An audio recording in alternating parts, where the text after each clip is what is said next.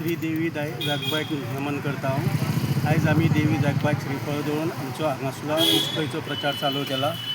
आयज प्रचार चालू केला आनी आतां आमी उस्कयचे हे सगळे कंप्लीट करतले। तशेंच काल बी आमी जो प्रचार केला थंय आमकां सगळ्याक बरो प्रतिसाद मेळ्ळो आसा। आनी आयज हांव सगळ्या लोकां कडेन मागतां, आमचो सेंट्रलाक आमचो प्रायम मिनिस्टर मोदी बरो काम करता, तसोच स्टेटीन आमचो मुख्यमंत्री प्रमोद सावंतूय बरें काम करता।